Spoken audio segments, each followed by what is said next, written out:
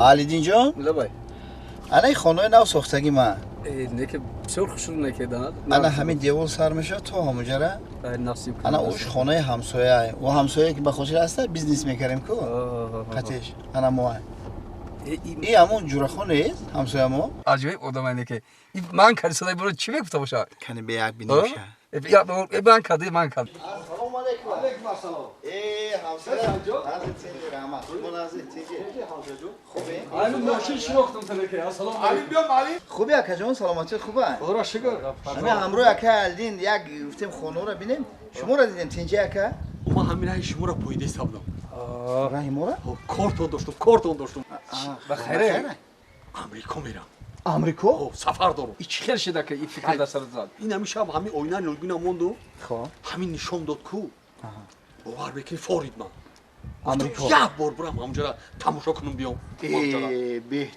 بهترین اقدام اکا نصیب کنه اکا همین فرض کردیم که اکه جوره خون امریکا رفت خب باید یک تماشا میکنه کو بین کوچه و تماشا کردن اوبرسادی کی برام تماشا میرم آخه یکی ای پیشت ملیس ها میرویان اما امریکا ملیس رو میدونی که چی میگن پلیس امریکا پلیس رو میدونی چی میگن یک های پیشم برو مدن این ملیس ها رو چی میگن شریف بگن شریف آفرین اکا زوره خیلی او را شریف میگفته کلام ترکاش چی میگن اکا کلام تراکاش ها اگر اوشا که شریف گفتن کلامشا محمد شریف میگن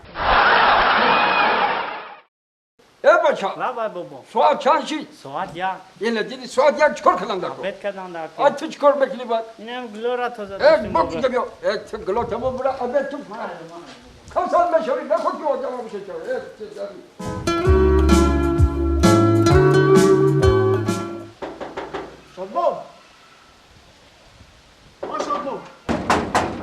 شادمان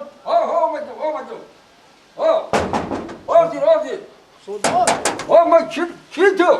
شمای من فضلی فضلی چی میگه بچم؟ نویلت آنجا شادمان او شادمان بچم ساعت اینا یک شیده ابد کدت سای عبید کردستا؟ تو ابد میکنی فضلی؟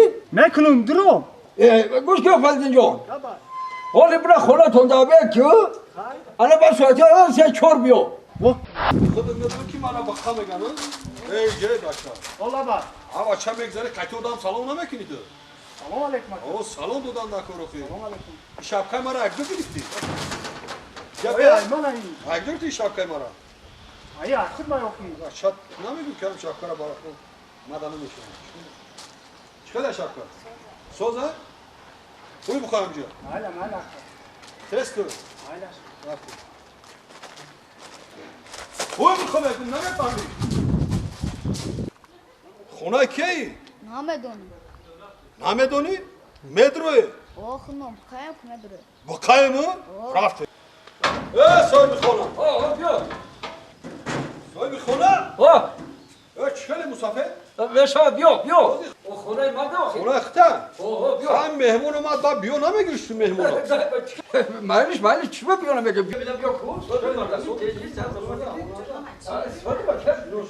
این جیانی ما همو خیر او خیلی مرحمت بیا بوده دیگه تیجی شکر جو بره آینه می خانه بیا بیا مسافر والله مرا بقا میگن بقا او بیو خوش آمدی زنده باشی سلامت باشه ولی مسافر یکم چی دکار نیست آمد مختم فهمونم بعد خیلی یکم تشکیل میکنی انا کم مسافر مدام یکم کچکبیلون میخریمو همه کچکرا مایده رضا میکنی مایده فری را میدونی فری را میدونی نه بچم فری را نه همه کچکرا دروزا کشده انا همیرا بگی بیو همیرا نه حالی نه یار حالی بیشی حالی با دیما اینجا دا دیو همه کشلوکو دا قایلا بیسور میدونی قایلا همه گوشت که در روغن همورا میگو همورا میگو کم ترک است همورا کم ترک خدیما سیر نمیکنم یکم جیان پیان نداری هست یا ترانوی که 10 کیلو گوش بیاره خوب مایدا بریونش کنه کو رای قایلاش کنه فهمیدی خوب دوزی خیلی است کو برو قایلا دا مایدا رضا کنه برو قایلا دا با همورا بگی بیو خیلی برام به چی گپای این تو خود نمیشوا دو خود نیارم کامپوت گرافین داری گرافین اما کروشکر هم بگو یا کامپوت میخوری؟ آره مخرم میخوریم ها؟ همون گرافینا کو؟ آن همون گرافینا پری کامپوت اولیچاش هم میگیره؟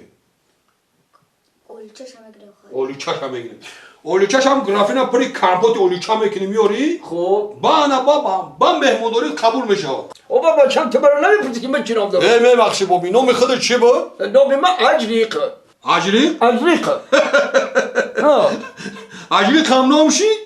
بچم ها آخه من اجریق که نباشم بقیه خوکم بخورم آقای سوزی دیگه؟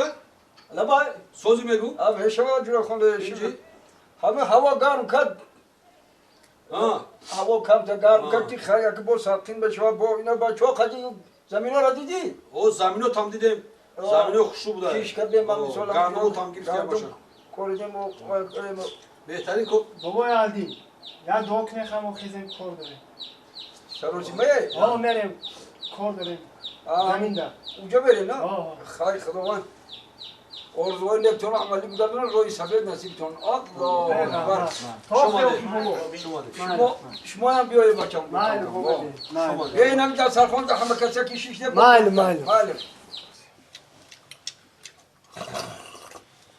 جونا خون یک خیلی گفتی یک گپ دارم چی بود؟ چی گپ بود؟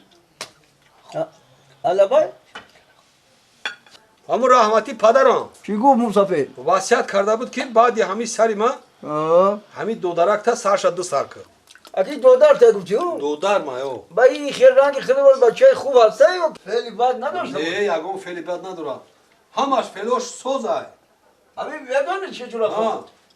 اون همه اول خمر همی سر دسترخوان کش دیگه از دیگه من احمد دادم همین بچه خیلی جواش که میخویم بابا من همه وقت زیواشکه نمیخویم این عادت نیست منده من برای بوی سیگارت گیره گفتم میخویم گاه این سیگارت هم میکشیده کو؟ نه من سیگارت هم همه وقت نمیکشم چه؟ همین که عرق نوشیدم بس سیگارت میکشم عرق نوشی بعد بچه این عرق میخورده سیگارت میده؟ نه این همون نه من عرق هم همه وقت نمیخورم بابا و عرق خوری هم کار خوب نیست من بکار که میمونم زیغ میشم و بکاری رو با نوشم عرق می نوشم اوی آشنای ما بکار بودیم یک بکس بودیم بگشتیم بعد بیکردم نه چوه بکس بکار همین دوزی هم تاکه کنم و دیل ما گرفته الو بابای ها جون چی میگی؟ مسئله دملو خود گفت چخیل میشناسا؟ منه؟ من یک بچه یک قد بلندی سوزینه سیرنگی چرکبردارم یکی قدم 1.68 وزنم 85 کیلو ده خیلی باشم من قطیم 1 متر رو یک ترازو میگیرم میبیایم چی؟ تو چی بزرگ آمدستی؟